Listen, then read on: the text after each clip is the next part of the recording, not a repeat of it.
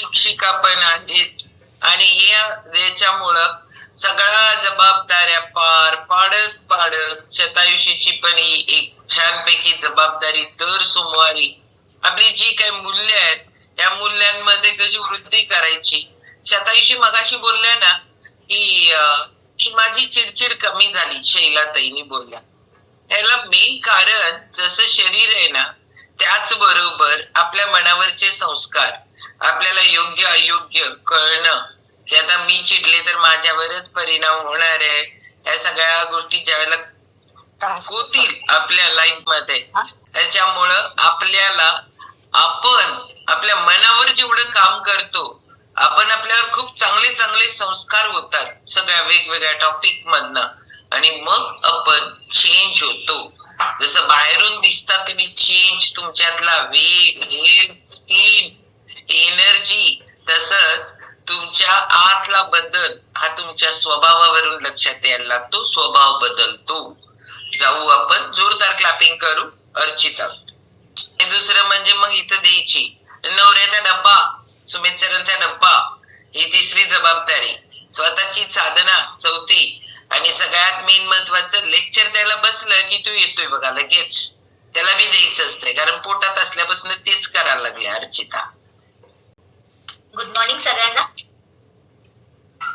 तर आज आपण एक्सपिरियन्स ऐकलो, शैलाताईंचा ऐकलो, लक्ष्मण सरांचा एक्सपिरियन्स ऐकलो आणि ह्या एक्सपिरियन्स वरनं कळालं की या शतायुषी फॅमिली जॉईन झाल्यानंतर प्रत्येकाला आनंद व्हायला लागतो आणि या आनंदामध्ये प्रत्येक जण आपण सामील होत असतो. कारण त्यांना मिळालेलं चांगलं आरोग्य आणि त्यांच्या चेहऱ्यावर जे हसू आलेलं आहे, त्यांचे जे आशीर्वाद आहेत ते पाहिलं की आपल्याला वाटतं की खरंच सुख सुख म्हणजे नेमकं काय असतं. सुख हे साधनांमध्ये नसतं, सुविधांमध्ये नसतं. साधनं आणि सुविधा ही फक्त आपली सोय करत असतात, आपलं जीवन हे सोपं करत असतात. पण ज्या गोष्टी आपल्याकडे आहेत ना त्या जशा आपण उपभोगतो घेतो पण त्यातून आनंद सुख ते अनुभवता आलं पाहिजे. आणि हे आनंद सुख कसं अनुभवायचं कसं घ्यायचं हे शतायुषी फॅमिली मधून आपल्याला शिकवलं जातं. आणि म्हणून म्हणावंसं वाटतं की जीवनात संसार सहज म्हटलं जातं की संसारामध्ये या जीवनामध्ये जे सुख आहे ते सुख जवा एवढं आहे आणि दुःख आहे ते पर्वता एवढं आहे. पण हे पर्वता एवढं केव्हा झालं की खरंच दुःख एवढं मोठं असतं का माणसाच्या आयुष्यामध्ये आणि सुख इतकं लहान असतं का ते जवा एवढं. म्हणजे ही संकल्पना जी आली ती संकल्पना कशातून आली, ही संकल्पना आली ती दृष्टिकोनातून आली. म्हणजे दुःख आपल्याला खूप मोठं वाटायला लागतं, जड जड वाटायला लागतं. का वाटायला लागतं?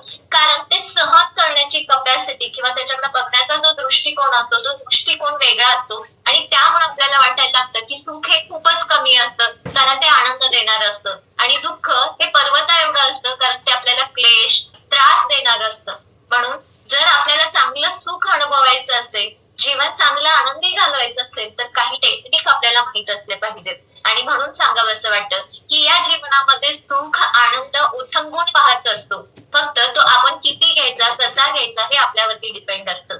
आणि म्हणून सुख आनंद समाधान जर अनुभवायचं असेल तर मन सगळ्यात आधी शांत असलं पाहिजे आणि मन शांत असण्यासाठी शरीर निरोगी असलं पाहिजे. आणि म्हणून म्हणावं असं वाटतं की ओंजळीत बसेल एवढंच नक्की घ्या, ओंजळीत बसेल एवढंच नक्की घ्या पण ते सांडण्याआधीच ते वाटायला शिका, ते सांडण्याआधीच वाटायला शिका. इतिहास सांगतो काल सुख होतं, इतिहास सांगतो काल सुख होतं. विज्ञान सांगतं उद्या सुख आहे, विज्ञान सांगतं उद्या सुख आहे. पण माणुसकी सांगते मन खरं असेल ना, हृदय चांगलं असेल ना तर दररोज सुख आहे, दररोज सुख आहे. म्हणून आपण इतिहासाच्या गोष्टीमध्ये रमून जातो, भविष्यामध्ये येणाऱ्या गोष्टींची चाहूल घेत असतो.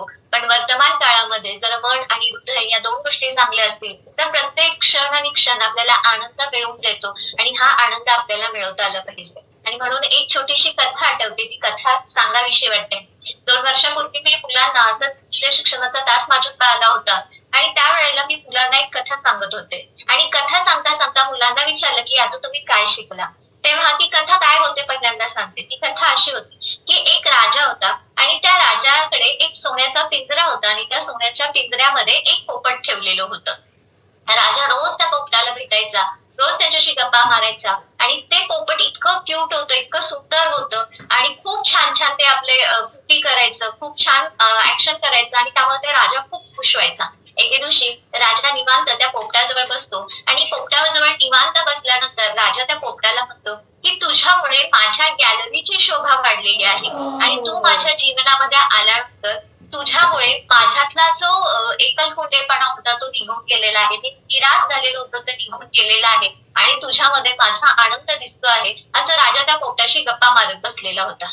मग एके दिवशी पुन्हा राजा येतो आणि त्या पोपटाशी गप्पा मारतो. त्यावेळेला पोपटाला म्हणतो, तू सोन्याच्या पिंजऱ्यामध्ये आहेस, तुझ्यासाठी सेवा देण्यासाठी 2 शिपाई सुद्धा इथं ठेवलेले आहेत. सांग बरं तुझी इच्छा काय आहे, तू खरंच सुखी आहेस का? त्यावेळेला पोपट म्हणतो, राजा माझं एक काम कराल का तुम्ही? तुम्ही मला सोन्याच्या पिंजऱ्यात ठेवलाय, माझ्यासाठी तुम्ही शिपाई ठेवलाय, पण माझे काही भाऊबंद, माझे मित्र त्या ज्या झाडावरून तुमच्या शिपाईने मला इथं आणलंय त्या झाडावरती राहतात. त्यांना जाऊन एकच फक्त निरोप देता का, की ते चिंता करत असतील, विचार करत असतील की मी कुठे आहे, कसं आहे. त्यामुळे तुम्ही स्वतः जायचं आणि एकच निरोप द्यायचा माझ्या मित्रांना, माझ्या सख्यांना, की मी इथं खूप आनंदात आणि खूप सुखी आहे. मग राजा काय करतो की ठरल्याप्रमाणे जंगलात ज्या ठिकाणी झाड असतं त्या झाडाजवळ जातो आणि झाडाजवळ जाऊन तिथं बरेचसे पोपट बसलेले असतात आणि ते बरेचसे पोपट बसल्यानंतर राजा त्या पोपटांच्या जवळ जातो आणि म्हणतो की तुमचा जो सखा आहे, तुमचा जो मित्र आहे तो माझ्या राजवाड्यामध्ये आहे आणि माझ्या राजवाड्यामध्ये तो खूप आनंदी, खूप सुखी आहे आणि खूप छान आयुष्य जगतो आहे. त्याच्यासाठी सोन्याचा पिंजरा आहे, त्याला शिपाई 2 ठेवलेले आहेत. एवढं वाक्य पूर्ण होताच झाडावरचे सगळे पोपट मरून खाली पडतात, झाडावरून खाली पडतात, सगळे मरतात. राजाला आश्चर्य वाटतं की हे सगळेच पोपट मी सांगितलं तर मरून का पडले, की तुमचा जो मित्र आहे तो सोन्याच्या पिंजऱ्यामध्ये आहे, तो खूप सुखी आनंदी आहे, हे सांगितल्या हे सगळे पोपट मरून का बरं पडले, काय झालं असेल. तो खूप भ्रमात पडतो आणि तो चालत पुन्हा आपल्या राजवाड्यात येतो. राजवाड्यात आल्यानंतर आता त्याला प्रश्न पडतो, ही गोष्ट पिंजऱ्यातल्या पोपटाला कशी बरं सांगायचं, असा त्याच्या मनामध्ये प्रश्न येतो. तरी पण तो येतो, त्याला मोजातो आणि हळूच सांगतो, अरे मी तुझ्या मित्रांना सगळ्यांना सख्यांना सांगितलं की तू माझ्या जवळ आहेस, तू सोन्याच्या पिंजऱ्यामध्ये आहेस, तू खूप सुखी आणि आनंदी आहेस. एवढं सांगितल्या सगळे जे पोपट होते ते सगळे पोपट झाडावर मरून खाली पडले. ते हे एवढं ऐकताच तो पिंजऱ्यातला जो पोपट होता ना, तो पिंजऱ्यातला पोपट सुद्धा मरून तिथं पिंजऱ्यात पडला. राजाला आश्चर्य वाटलं की ही गोष्ट मी जेव्हा सख्यांना सांगितलं तेव्हा ते पण मरून पडले आणि हा पण मरून पडला. राजाला वाईट वाटलं. हळूच पिंजऱ्याचा दरवाजा उघडतो, त्या पोपटाला आपल्या हातामध्ये घेतो आणि हात फिरवू लागतो. तू माझ्यासाठी खूप आनंद होतास आणि तुला मी इतकं सुखी आणि आनंदी ठेवण्यासाठी तुझ्यासाठी सगळ्या सोयी केल्या, पण तू तुझ्या मित्रांची गोष्ट ऐकल्यानंतर मरून कसा पडलास, असं म्हणून तो ओंजळीमध्ये त्या पोपटाकडे पाहत बसलेला असतो आणि पोपटाकडे पाहत बसल्यानंतर त्या पोपटाच्या अंगावरती राजाच्या डोळ्यातला एक अश्रूचा थेंब पडतो आणि ते पोपट पटकन उडतं, उडायला लागतं आणि उडून गॅलरीच्या वरती जाऊन बसतं आणि राजाला म्हणतं की राजा तुला मी त्याच्याकडे एवढंच पाठवलं होतं की माझ्या सख्यांनी मला मंत्र दिला की यातून बाहेर कसं पडायचं, त्यांनी मला मदत केली. तुम्ही जेव्हा आलात आणि सांगितलं की सगळे मरून पडले त्यावेळेला मला लक्षात आलं की ते मरून पडले नव्हते, मरून पडण्याची त्यांनी ऍक्शन केलेली होती. तशीच ऍक्शन मला इथं करायला सांगितली आणि मी इथं मरून पडल्यानंतर तुम्ही पिंजऱ्यातनं बाहेर काढला आणि मग मी निघून गेलो.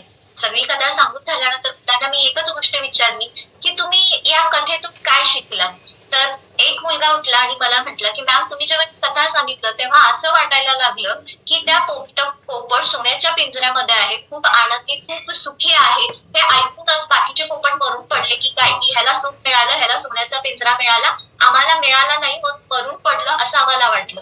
पण कथेच्या शेवटी ही गोष्ट लक्षात आली की आपला एखादा मित्र कितीही सुखसोयी असतील पण पारतंत्र्यामध्ये असेल तर तो कधी सुखी आणि आनंदी असत नाही. भले कमी वस्तू असू देत, कमी सुखसोयी असू देत, पण स्वातंत्र्य असलं पाहिजे. आणि ही गोष्ट लक्षात आली आणि हे स्वातंत्र्य मिळवून देण्यासाठी त्यांनी त्याला मदत केली. हे सगळं लक्षात आल्यानंतर छान वाटलं.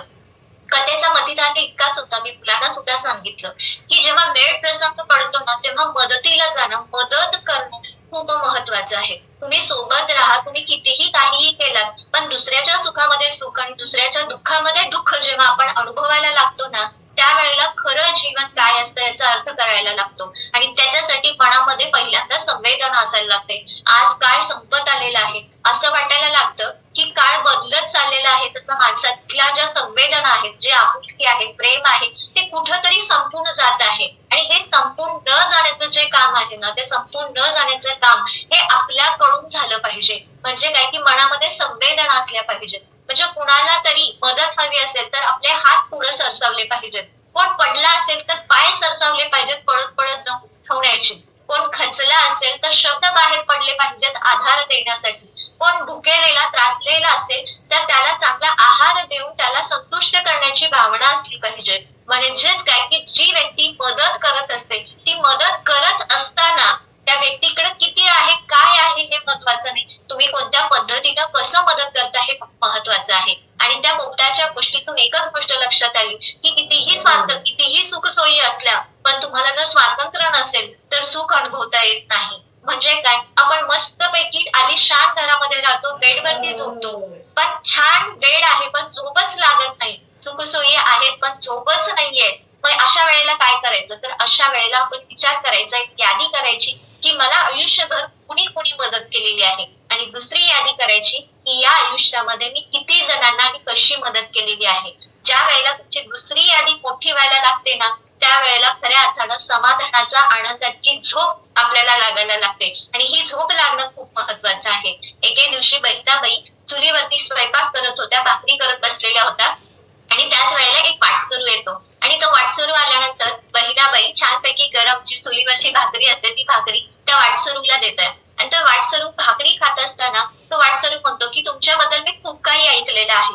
आणि त्यावेळेला एक म्हणतो की या संसाराबद्दल तुमची काय प्रतिक्रिया आहे.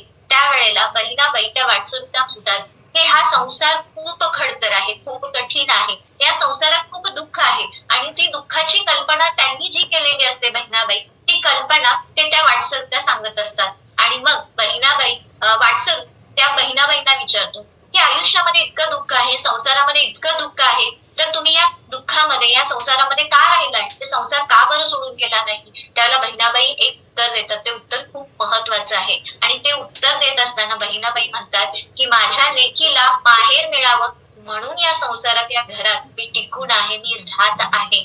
म्हणजे काय की लेकीला माहेर मिळावं, लेक माहेरी आली तर तिला सुख लाभावं म्हणून या संसारात, या घरामध्ये दुःख भोगते आहे, असं बहिणाबाईंनी त्या वाटसरूला सांगितलं. म्हणजे सांगताना बहिणाबाईंचं एक तात्पर्य आहे, मला कितीही दुःख मिळालं तरी चालेल, पण माझ्या मुलीला माहेर असलं पाहिजे, तिला सुख मिळालं पाहिजे, आणि ती आल्यानंतर तिच्या इच्छा इथं पूर्ण करता आल्या पाहिजे. मग असं माहेर प्रत्येकाला लाभलं पाहिजे. म्हणजे आपल्याजवळ कितीही दुःख असेल, म्हणजे आपलं मन हे दुःखाचं एक घर असतं. ते कितीही मोठं दुःख असेल, कितीही अडचणी असतील, कितीही त्रास होत असतील, तर आपल्या हृदयामध्ये कुणीतरी आलं, आपल्याजवळ कुणीतरी आलं तर ते विसावता आलं पाहिजे. असं आपलं मन माहेरासारखं असलं पाहिजे. मग हे माहेरासारखं मन करायचं असेल तर आपल्याजवळ चांगल्या गोष्टी असल्या पाहिजेत. आणि त्या चांगल्या गोष्टीमध्ये सगळ्यात प्रामुख्याने महत्वाचं असतं ते मन आणि हृदय हे चांगलं असलं पाहिजे. पूर्वी सुखसोयी नव्हत्या का? होत्या, पण त्या कमी प्रमाणामध्ये होत्या. आता सुखसोयी आहेत पण ते जास्त प्रमाणामध्ये आहेत. पण ते अनुभवताना, ते घेताना आपण खरंच त्याच्यामध्ये स्वातंत्र्य आहे का? जेवणाचं सुंदरसं ताट आलेलं आहे, पण ते खाण्याचं स्वातंत्र्य आपल्याला आहे का? नाहीये. कारण खाण्याच्या आधी गोळ्या असतात, खाल्ल्यानंतर ते पचवण्यासाठी गोळ्या असतात. म्हणजे ते खाण्याचं स्वातंत्र्य सुद्धा बऱ्याच जणांना नसतं. मग हे स्वातंत्र्य आपल्याला मिळालं पाहिजे. मनसोक्त फिरता आलं पाहिजे, मनसोक्त बोलता आलं पाहिजे, मनसोक्त भावना व्यक्त करता आलं पाहिजे, मनसोक्त खाता आलं पाहिजे. पण हे करत असताना कुठलाही ताण न घेता आपल्याला करता आल्या पाहिजे. आणि त्यासाठी आपली जी जीवन गाडी चाललेली आहे, या जीवनाच्या गाडीमध्ये जर चांगले प्रवासी असतील ना, तर ह्या सगळ्या गोष्टी मिळणार आहेत. पण त्याच गाडीमध्ये जर प्रवासी त्रासलेले, दमलेले, थकलेले असतील ना, तर ही जीवनाची, प्रवासाची गाडी जात असताना आपल्याला आयुष्यामध्ये वेगळं काही करता येणार नाही. आणि हे वेगळं करण्यासाठी ही प्रवासाची गाडी जात असताना ना, आपल्याला जितकं देता येईल तितकं द्यायचं आहे. पण देत असताना स्वतः जवळचं द्यायचं आहे, इतरांच्या जवळचं द्यायचं नाहीये. म्हणून हे देत असताना जीवनात कष्ट आले ना तर सोडून टाका, विसरून टाका. प्रसंग बदलणार आहे, वेळ बदलणार आहे, पण सगळ्यात आधी आपण बदलायला शिकलं पाहिजे. आपल्याला वाटतं की जग बदललं पाहिजे, घरातल्या व्यक्ती बदलल्या पाहिजेत, माझे मित्र बदलले पाहिजे, सगळ्यांनी असं वागलं पाहिजे, माझ्यासाठी हे केलं पाहिजे. पण मला सांगा, आपण आपल्यासाठी काय केलं पाहिजे आणि आपण इतरांसाठी काय केलं पाहिजे याचा कधी विचार करतो का? बघा की एखाद्या डॉक्टरकडून आपल्याला गोळी दिली, त्या गोळीने आपल्याला फरक पडले नाही तर डॉक्टर काय करतात? गोळ्या बदलून देतात. त्याही गोळ्यांनी फरक पडला नाही तर आपण काय करतो? डॉक्टर बदलतो. बरोबर आहे की? त्याही गोळ्यांनी नाही फरक पडलं तर आपण स्पेशालिस्ट कडे जातो. पण एक गोष्ट आपल्याला लक्षात येत नाही का? एका गोळीनं फरक पडत नाही, 2 गोळीनं फरक पडत नाही, एका डॉक्टरचा गुण येत नाही म्हणून दुसऱ्या स्पेशालिस्ट कडे जातो. पण हे करत असताना डॉक्टर बदलतो, गोळ्या बदलतो, पण स्वतःला बदलतो का हो आपण? नाही. इथं आपण चुकत असतो. ज्यावेळेला आपण स्वतःला बदलायला शिकतो, स्वतःच्या सवयी बदलतो, स्वभाव बदलतो, विचार बदलतो ना, त्यावेळेला जीवन बदलत असतं. म्हणून बदलायला शिका आणि हे बदल कसे करायचे हे शतायुषी फॅमिली आपल्याला शिकवत असते. आणि म्हणून मगाशी मी सांगितलं की दुसऱ्याच्या सुखामध्ये सुख आणि दुसऱ्याच्या दुःखामध्ये दुःख जेव्हा आपण व्यक्त करतो ना, त्यावेळेला खऱ्या अर्थानं आपलं जीवन हे सार्थकी लागत असतं. कारण जीवन जगत असताना फक्त स्वतःपुरता विचार करून नाही जगायचं, इतरांचा सुद्धा आपण विचार करायचा. इतरांना आपल्याला काय देता येईल, जास्त किती देता येईल हे सुद्धा आपल्याला पाहता आलं पाहिजे. आणि म्हणून कालचंच उदाहरण देते. काल अजिंक्य सरांचं ओपनिंग झालं हॉस्पिटलचं. ओपनिंग झाल्यावर शतायुषी फॅमिलीच्या सगळे मेंबर तिथे आलेले होते. छानपैकी बुके घेऊन आलेले होते. अजिंक्य सरांना भेटत होते, फोटो काढत होते. मला सांगा, अजिंक्य सर जयसिंगपूरमध्ये राहतात, पण कोल्हापूरवरून, इचलकरंजीवरून, पुरीवरून, सांगलीवरून किती लांबून लांबून व्यक्ती त्यांना भेटायला आलेल्या होत्या. का भेटायला आलेल्या होत्या? कारण तिथे तुमचा आणि आपला ऋण बंद झालाय. हॉस्पिटल त्याचं अजिंक्य सरांचं ओपन होतंय, पण आनंद कोणाला होतोय? शतायुषी फॅमिलीतल्या मेंबर्सना होतोय की आपल्यातला कोणीतरी व्यक्ती एक सक्सेस केला, एक छान केलं आणि भरभरून आशीर्वाद देत होते. हे पाहिल्यानंतर असं वाटतं की याच्यापेक्षा सुख वेगळं काय आहे हो? कारण बाहेरच्या जगामध्ये फिरायला गेला, भेटायला गेला तर आपलं यश पाहून बरेच जण दुःख करत असतात, पण आपलं यश पाहून आनंद व्यक्त करणारे आणि भरभरून आशीर्वाद देणारे खूप कमी मिळत असतात. आणि हे आज कुठेतरी कमी पडत चाललेलं आहे. काही वर्षापूर्वी अशी संकल्पना होती की काही वर्षानंतर जग बुडणार आहे. आपण सगळ्यांनी ऐकलेलं होतं.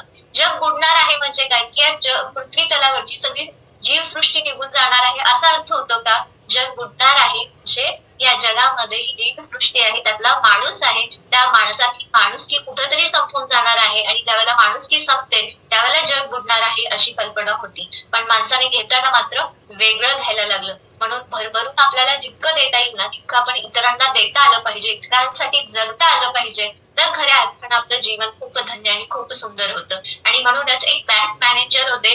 बँक मॅनेजर रोज बँकेतून कामावरून घरी यायचे. घरी आल्यानंतर संध्याकाळी त्यांच्या बागेच्या बाहेर एक आंब्याचं झाड होतं. त्या आंब्याच्या झाडाजवळ जायचे, काहीतरी खड्डा खणल्यासारखं करायचे, तर काहीतरी ठेवायचे आणि नंतर मग घरामध्ये प्रवेश करायचे. आणि त्या कॉलनीमध्ये 4 चोर होते.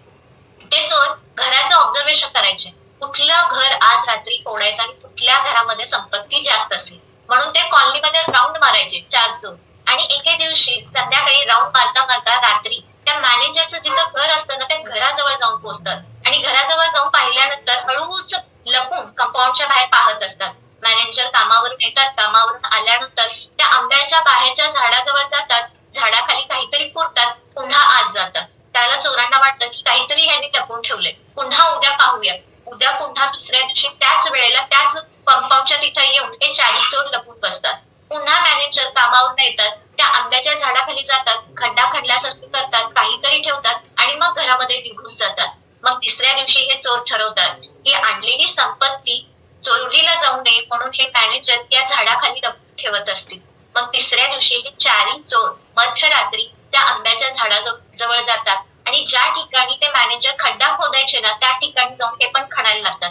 तिथं काही सापडत नाही म्हणून त्या झाडाच्या गोल सगळीकडे खड्डा खणतात, पण त्यांना तिथं काहीच सापडत नाही. चोरांना आश्चर्य वाटतं. 3 दिवस झाला आपण ऑब्झर्व करायला लागलोय. रोज मॅनेजर येतात, या झाडाखाली काहीतरी बॅगेतनं काढून ठेवतात आणि मग घरामध्ये जातात. काय ठेवत असतील आणि ते आपल्याला सापडणं का झालंय? मग 4थ्या दिवशी हे चोर काय करतात? वेषांतर करतात आणि मॅनेजर आल्यानंतर रविवार असतो, सुट्टी असतो, त्या मॅनेजरच्या घरी एक सेल्समनचं रूप घेऊन ते भेटायला जातात आणि मॅनेजरला म्हणतात की आम्ही सेल्समन आलेलो आहोत, काही वस्तू आम्हाला सेल करायच्या आहेत. मग मॅनेजर म्हणतात आत या, बसा म्हणतात, पाणी देतात आणि पाणी दिल्यानंतर गप्पा चालू होतात. त्यावेळेला एक चोर म्हणतो की आम्ही सेल्समन वगैरे नाहीये, एक खरी गोष्ट सांगू का? 2 दिवस झाला आम्ही तुमच्या घराच्या बाहेर पहारा देतो.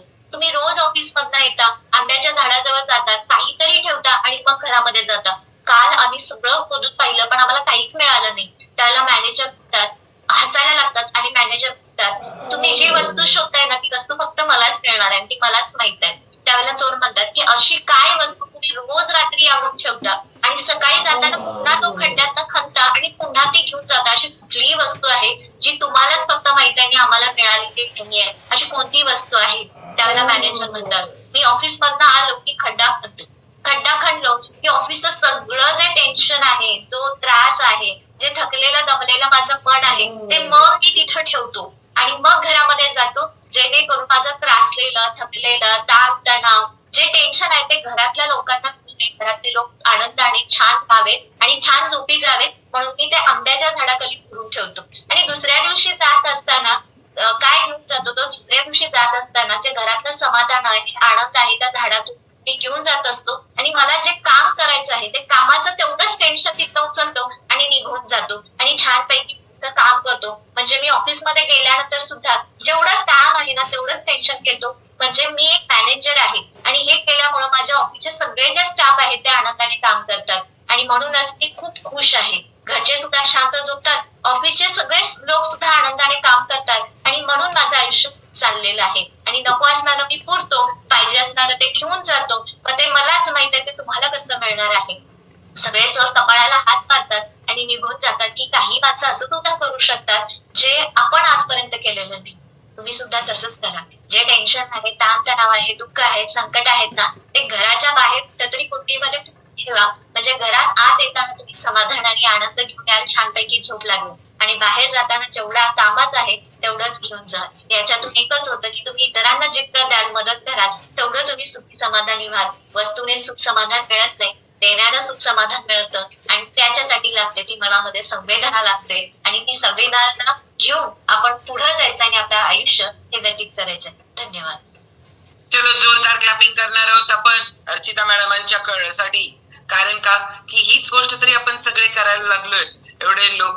एवढ्या लोकांपर्यंत पोहोचली शतायुषी ही या सगळ्यांमुळं. प्रत्येकाच्या मनामध्ये एक खरंच आहे की थोडस आत जरा डोकावून बघितलं ना तर आपलं मन आहे ना ते पहिलं दुसऱ्यांसाठी पण खूप चांगला विचार करत असतं बरं का. पण या संस्कारामध्ये दिवसभराच्या या सगळ्या ह्याच्यामध्ये ते काय होऊन गेले, झाकळून गेले, म्हणजे लुप्त पावायला लागले आणि म्हणून माणुसकी कमी व्हायला लागले ना. याचं मेन कारण आहे की आपण त्याच्याकडे बघत नाही, आपण स्वतः अंतर्मुख होत नाहीये. मला काय करायला पाहिजे हे न बघता आपण दुसऱ्यांनी काय करायला पाहिजे या गोष्टींवर आपला ज्यादा फोकस आहे. दुसऱ्यांनी काय करायला पाहिजे ही खूप अवघड गोष्ट आहे, मी काय करायला पाहिजे ही खूप सोपी गोष्ट आहे. आणि मी काय करायला पाहिजे या गोष्टीचा विचार करून जर आपण त्याच्यावर काम करायला लागलो तर ही कमी झालेली माणुसकी, हा जो आनंद, हा दुसऱ्यांबद्दलचा असणारं प्रेम, माया, वात्सल्य याची वृत्ती नक्कीच दिसणार आहे. ती नाहीये का? नक्की प्रत्येकांमध्ये, पण आपण त्याच्याकडे फक्त बघत नाहीये. चलो, परत एकदा जोरदार क्लॅपिंग करू आपण अर्चिता मॅडम साठी.